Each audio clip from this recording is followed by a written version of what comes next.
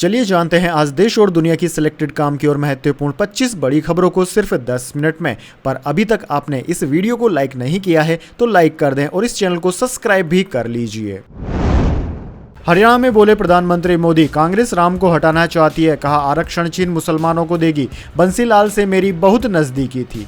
जी हां दोस्तों, प्रधानमंत्री मोदी गुरुवार को हरियाणा के मंदरगढ़ पहुंचे। यहां उन्होंने चुनावी जनसभा को संबोधित किया। इस दौरान उन्होंने कांग्रेस पर खुलकर हमला बोला। प्रधानमंत्री ने कहा कि कांग्रेस पूरे देश से राम के नाम को हटाना चाहती है, दलित, पिछड़ों और ओबीसी का आरक्षण छीनकर मुसलमानों को देना चाहती है, लेकिन जब तक मोदी है तब तक ऐसा नहीं होने दूंगा।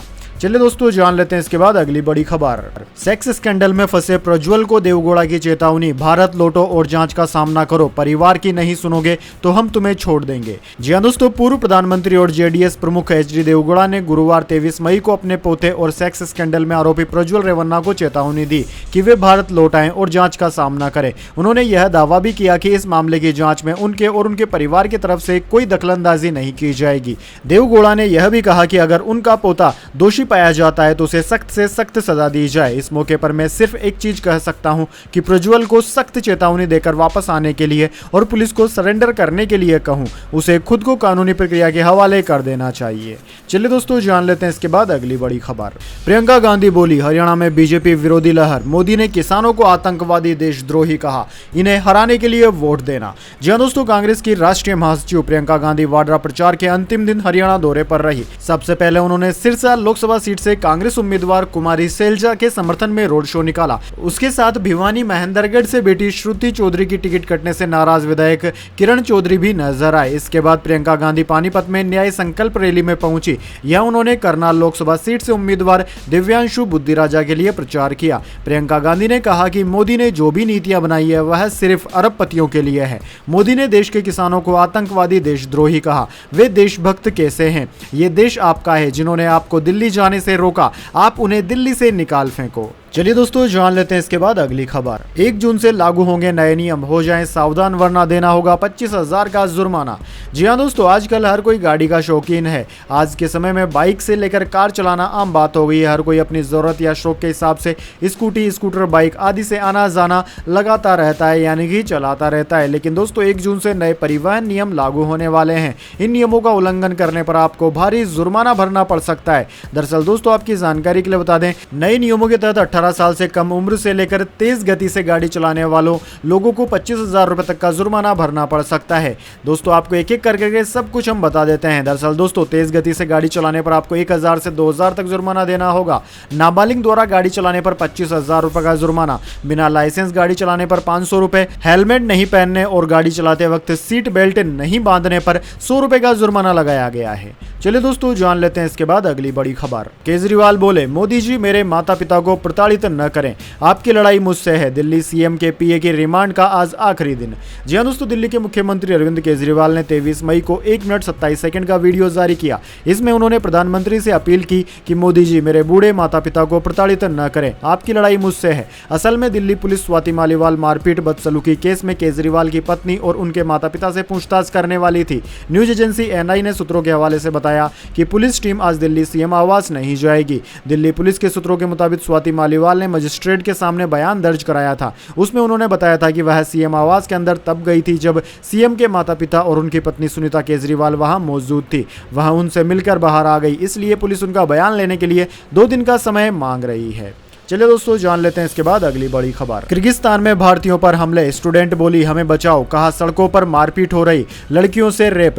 विदेश मंत्री बोले सब कुछ सामान्य है। जी हां दोस्तों, किर्गिस्तान की राजधानी बिश्केक में सब कुछ सामान्य नहीं है। 13 मई को मिस्र और अरबों के बीच लड़ाई के बाद हिंसा भड़क गई। किर्गिज लोग भारत, पाकिस्तान और बांग्लादेश के छात्रों को निशाना बना रहे हैं। उधर बिश्केक स्थित भारतीय दूतावास ने बयान जारी कर कहा है कि पिछले कुछ दिनों में एक अप्रिय घटना हुई। यहाँ विभिन्न शहरों में करीब 17,000 भारतीय छात्र हैं। इसके अधिकांश छात्र बिश्केक में रहते हैं। हिंसा का असर किर्गिस्तान में पड़ रहे कुछ गुजराती छात्रों पर भी पड़ रहा है। किर्गिस्तान में छात्रों पर हो रहे हमलों को लेकर दैनिक भास्कर ने बिश्केक में रहने वाली सूरत की स्टूडेंट रिया लाठिया से खास बातचीत की। रिया ने कहा कि हम हॉस्टल तो दूर, एयरपोर्ट भी नहीं छोड़ सकते। हमने सभी मंत्रियों को ट्वीट और मेल किए हैं, लेकिन अभी तक किसी ने जवाब नहीं दिया। चलिए दोस्तों जान लेते हैं इसके बाद अगली बड़ी खबर। एयर इंडिया ने पायलटों की सैलरी 15,000 तक बढ़ाई। एयरलाइन ने 1.8 लाख तक के एनुअल परफॉर्मेंस बोनस का भी ऐलान किया। जी हाँ दोस्तों, टाटा ग्रुप की एयर इंडिया ने 23 मई को पायलटों के लिए 1 अप्रैल से 15,000 रुपए के सैलरी हाइक और 1.8 लाख रुपए तक के एनुअल परफॉर्मेंस बोनस का ऐलान किया है। कंपनी ने ऑफिशियल जारी इस बात की घोषणा की है। दोस्तों आपको बता दें, कंपनी के स्टेटमेंट के अनुसार एयरलाइन ने फर्स्ट ऑफिसर से सीनियर कमांडर तक प्रति माह फिक्स्ड पे में 5,000 रुपए से लेकर 15,000 रुपए के बीच सैलरी में बढ़ोतरी की है। इस अप्रेजल सीजन में जूनियर फर्स्ट ऑफिसर के लिए कोई सैलरी हाइक नहीं की गई है। चलिए दोस्तों जान लेते हैं इसके बाद अगली बड़ी खबर। 2 दिन बाद अस्पताल से डिस्चार्ज हुए शाहरुख खान पत्नी गौरी और बच्चों के साथ चार्टर्ड प्लेन से मुंबई पहुंचे। आईपीएल मैच के बाद बिगड़ी थी तबीयत। जी हां दोस्तों, 21 मई को हुए आईपीएल मैच के बाद तबीयत बिगड़ने से शाहरुख खान को अहमदाबाद के केडी अस्पताल में भर्ती कराया गया था। करीब 2 दिनों तक चले इलाज के बाद अब शाहरुख खान को अस्पताल से छुट्टी मिल चुकी है। डिस्चार्ज होने के बाद शाहरुख खान चार्टर्ड प्लेन से मुंबई पहुंच चुके हैं। उन्हें पत्नी गौरी खान और मैनेजर पूजा के साथ मुंबई के कालिना एयरपोर्ट पर स्पॉट किया गया। चलिए जान लेते हैं अगली खबर। अडानी पर लो ग्रेड कोयले को हाई ग्रेड में बेचने का आरोप। कंपनी ने आरोपों को झूठा बताया। शेयर पहले गिरे फिर रिकवर होकर बंद हुए। जी हां दोस्तों, अडानी ग्रुप ने फाइनेंशियल टाइम्स की रिपोर्ट में लगाए गए उन आरोपों को झूठा और निराधार बताया, जिसमें कहा गया था कि अडानी ग्रुप ने लो ग्रेड का कोयला खरीदा और हाई ग्रेड बताकर महंगे दामों में बेच दिया। इस बयान के बाद उनके शेयरों में रिकवरी दिखी। ग्रुप की फ्लैगशिप कंपनी अडानी एंटरप्राइजेज का शेयर 0.63% की तेजी के साथ 3,137 पर बंद हुआ। दिन के कारोबार में यह 3,073 रुपए पर आ गया था। वहीं अडानी पोर्ट 0.53% गिरकर 1,378 रुपए पर बंद हुआ। कारोबार के दौरान ये 1,364 रुपए पर आ गया था। चलिए दोस्तों जान लेते हैं इसके बाद अगली बड़ी खबर। स्वाति मालीवाल का मारपीट केस के बाद पहला इंटरव्यू। कहा विभू ने थप्पड़ और लात मारी, मदद के लिए कोई नहीं आया, केजरीवाल घर में ही थे।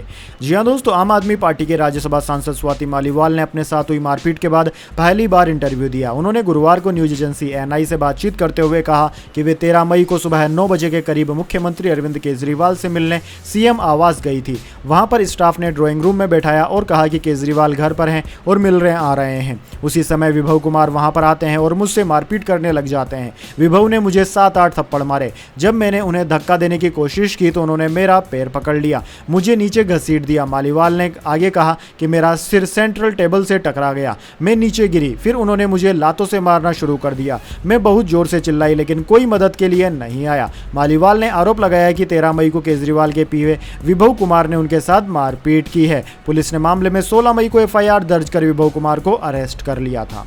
चलिए दोस्तों जान लेते हैं इसके बाद अगली बड़ी खबर। राजस्थान में 48.8 डिग्री सेल्सियस टेम्परेचर, 5 की हुई मौत। अहमदाबाद गांधीनगर में 2 दिन रेड अलर्ट। केरल में भारी बारिश से 4 की मौत। जी हां दोस्तों, उत्तर भारत भीषण गर्मी की चपेट में है। गुरुवार को देश में सबसे गर्म शहर राजस्थान का बाड़मेर रहा। यहां अधिकतम तापमान 48.8 डिग्री सेल्सियस रिकॉर्ड किया गया। वहीं दोस्तों मौसम विभाग ने पंजाब, राजस्थान, हरियाणा और उत्तर प्रदेश में 4 दिन के लिए हीट वेव का अलर्ट जारी किया है। जम्मू कश्मीर, हिमाचल प्रदेश, गुजरात, मध्य प्रदेश, दिल्ली और महाराष्ट्र में भी लू का अलर्ट है। इसके अलावा दोस्तों राजस्थान में आने वाले दिनों में तापमान 50 डिग्री सेल्सियस तक पहुंच सकता है। राज्य के 19 शहरों में बुधवार को तापमान 45 डिग्री सेल्सियस के पार रिकॉर्ड किया गया।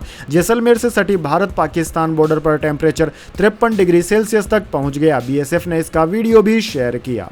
चलिए दोस्तों जान लेते हैं इसके बाद अगली बड़ी खबर। दिल्ली के लेडी श्रीराम कॉलेज में ब्लास्ट की धमकी, बम स्क्वाड की टीम को एक्टिव किया गया। 22 दिन में ऐसी छठी घटना। जी हां दोस्तों, दिल्ली के स्कूलों, अस्पतालों, एयरपोर्ट के बाद अब दिल्ली यूनिवर्सिटी के लेडी श्रीराम कॉलेज को भी बम से उड़ाने की धमकी मिली है। दिल्ली फायर सर्विसेज के मुताबिक डीयू के लेडी श्रीराम कॉलेज को बम से उड़ाने को लेकर कॉल आई है। इसके बाद मौके पर दमकल की 2 गाड़ियां भेजी गई। दिल्ली पुलिस बम स्क्वाड की टीम को भी एक्टिव किया गया। हालांकि जांच के बाद कोई भी चीज संदिग्ध नहीं मिली है। इस महीने में यह अब तक बम की धमकी की 7वीं घटना है। इससे एक दिन पहले बुधवार को गृह मंत्रालय को बम से उड़ाने की धमकी मिली थी। दोस्तों धमकियां हर रोज मिल रही है, लेकिन अभी तक कोई भी अपराधी पकड़ा नहीं गया है। चलिए दोस्तों जान लेते हैं इसके बाद अगली बड़ी खबर। महाराष्ट्र न्यूज, स्पा सेंटर के नाम पर चल रहा था देह व्यापार, पुलिस ने 2 महिलाओं को किया रेस्क्यू। जी हां दोस्तों, महाराष्ट्र के पिपरी चिंचवड़ में स्पा सेंटर के नाम पर देह व्यापार चलाया जा रहा था। अनैतिक मानव तस्करी विभाग ने स्पा सेंटर में चल रहे अनैतिक काम की जानकारी मिलने के बाद रैकेट का भांडाफोड़ किया। इसके साथ ही 2 महिलाओं को देह व्यापार के जाल से बचाया गया। हालांकि छापेमारी की जानकारी मिलते ही स्पा सेंटर का मैनेजर फरार हो गया। इस मामले में वाकड़ पुलिस स्टेशन में आईपीसी की धारा 370-34 के साथ अनैतिक व्यापार निवारण अधिनियम 1956 की धारा 3, 4, 5, 7 के तहत मामला दर्ज किया गया है। चलिए दोस्तों जान लेते हैं इसके बाद अगली खबर। बीजेपी और बिहार को लेकर प्रशांत किशोर की भविष्यवाणी, लेकिन इसमें बंगाल वाली बात नहीं। जी हाँ दोस्तों, पीके के नाम से मशहूर हो चुके प्रशांत किशोर फिलहाल किसी भी राजनीतिक पार्टी के लिए चुनाव कैंपेन नहीं कर रहे हैं। वो बिहार में अपना जन सुराज अभियान चला रहे हैं। फिर भी लोकसभा चुनाव 2024 के संभावित नतीजों को लेकर खासी चर्चा में है और एक इंटरव्यू में अपने दावे को लेकर सोशल मीडिया पर ट्रेंड भी कर रहे हैं। दरअसल दोस्तों, प्रशांत किशोर का कहना है कि बीजेपी की सीटों को लेकर उनकी भविष्यवाणी वैसी ही सही साबित होगी जैसे 2021 के पश्चिम बंगाल चुनाव के नतीजे आने पर हुई थी। दोस्तों, खास बात यह है कि तब भी प्रशांत किशोर ने बीजेपी की सीटों को लेकर ही भविष्यवाणी की थी। हालांकि तब प्रशांत किशोर ने बीजेपी को लेकर यह कहा था कि 2024 में हराना असंभव नहीं है।